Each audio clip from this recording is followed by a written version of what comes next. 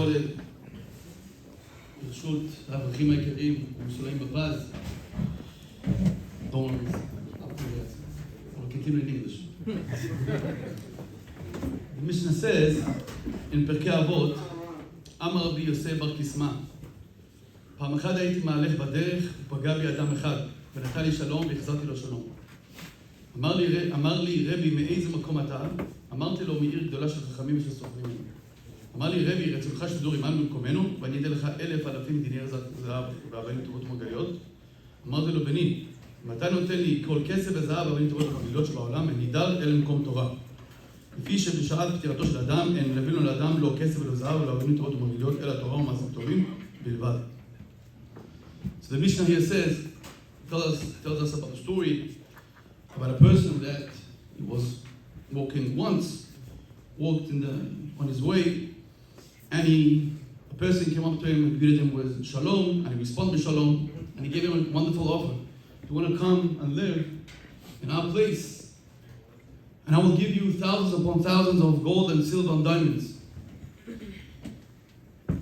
And he told him, if you give me all this money, it's not going to help, because I want to live in one place, a place of scholars and wise people and Tendech Chamim. Now, I'm so happy that you didn't elaborate on this Mishnah, because otherwise I was just leave without saying anything. But if you look carefully, if you zoom in this Mishnah, we have a few questions to ask on this Mishnah. The first question is, why is it necessary to bring this introduction about you greeted him with peace, shalom, and he responded with shalom? Why is it so important to know all this? The second question is, how does he know that he's a rabbi? And why do you offer a stranger thousands upon thousands of gold and silver? Sounds strange, right? Who offers a strange person, even if he's a great rabbi? I mean, okay, well, why are you offering so much money? And the third question is, he's not a businessman. Why? Give me the money, and I will make him a Kum Torah. Right? Take the money, wonderful, and I will make him a Kum Torah. There's more questions to ask, but I think we can focus on those three questions. And the answer, Reb Chaim Volozhin says in his book Ruach Chaim, he says that this rabbi, Rabbi Yosef ben Kisma, felt that it's not just a person that is convincing him or trying to persuade him to come and live in his place, but it was actually Yetzer Hara. And some even say it was Eliyahu Navi. It was a test. And Reb Chaim Volozhin says that basically what happened here is that the test was that if once you leave the place, you will get all the offers in the world. The Yetzer Hara wants one thing, and one thing only, is to leave. Leave your place. That's why it says, Pam echad, once. If you just leave your place, your Bet Midrash, you leave once, you will get offers of so many places. And even places, people that you don't even know, will come to you and offer you thousands upon thousands of dollars. Gold and silver. And that basically answers all the questions. Even if he's such a nice person, Magdim lo shalom, we know it's very important. Magdim shalom kol adam, it's very important to be the first one to greet shalom. And here the Mishnah is telling us, even if this person is a wonderful person, he's polite. Shalom, he's the first one to greet with shalom. And he's offering you so much money, gold and silver, yet you should know that it's a Yetzer Hara. Because if things come easy, it's from the Yetzer Hara. That's what Reb Chaim Volozhin says in his book, Ruach Chaim, a beautiful pirush. Rav Ovadia, in his book on Perkei Avot, Anaf Etzavot, he offers a different answer. He says, he quotes the pasuk that says, Re'eh, limadti etchem chukim u'mishpatim. I place in front of you the laws, the commandments, and we learn from this pasuk, ma'ani b'chinam, af atem b'chinam. Just as the Torah is free, you don't have to pay for it. We just want to come along, and learn. And just as I'm teaching you Torah for free, the Torah is also for free. And the Talmud in Yerushalmi compares it to water and wine. It says over there, מים בזול ויין ביוקר, כיוון שאפשר לחיות, כיוון שאי אפשר לעולם לחיות בלא יין. אי אפשר לעולם לחיות בלי מים. The reason why the Torah is for free, it's not because it doesn't worth much. It's because it's so crucial and important for a person that you cannot live without it. Wine, people can live without wine.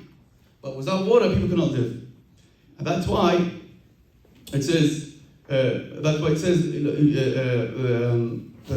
why the Torah is for free, bechinam. The second part is melech bezol pilpelim beyoker. The world can survive without spices. I guess this statement doesn't apply to Sfaradim. The world can survive we cannot survive without salt, but we can survive without spices.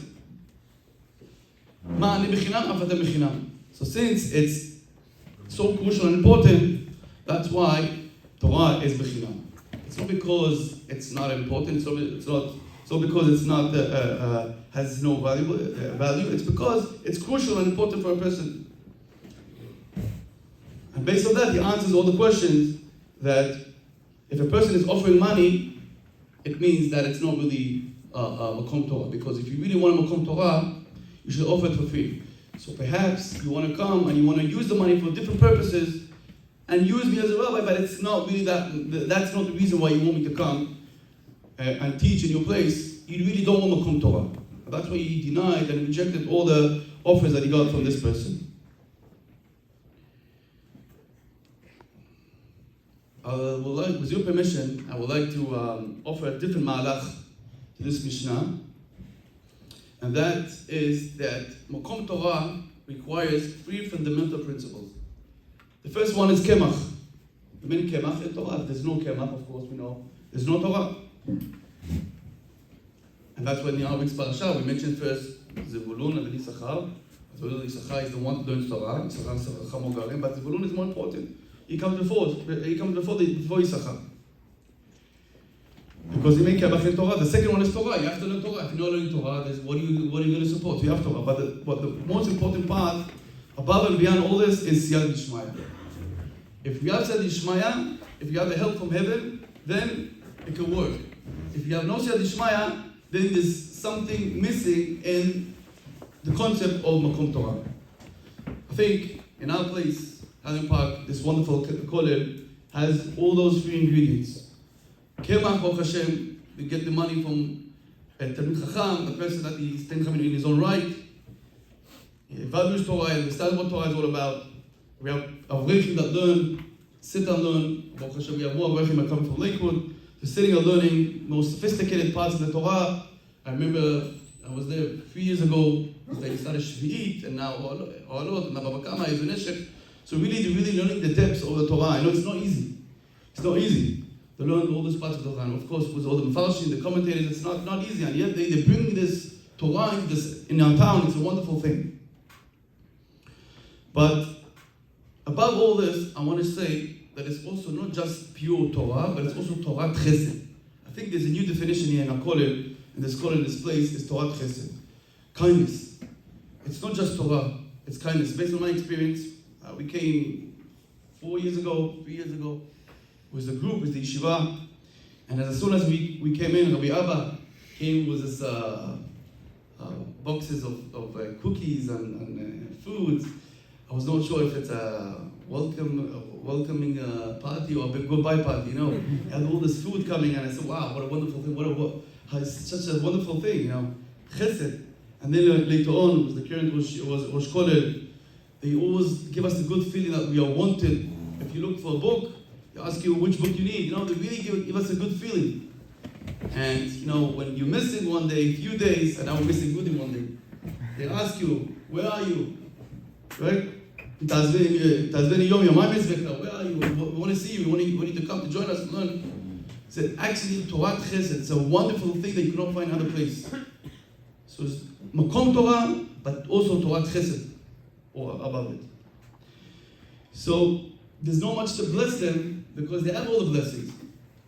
So therefore, I would like to conclude, and not to mention the food that, you know, in the kitchen. You go, there's honey outside, there's milk in the freezer, right? Really have all this good food. Sometimes there's also herring in the back of the shelf that we don't touch. We know our boundaries.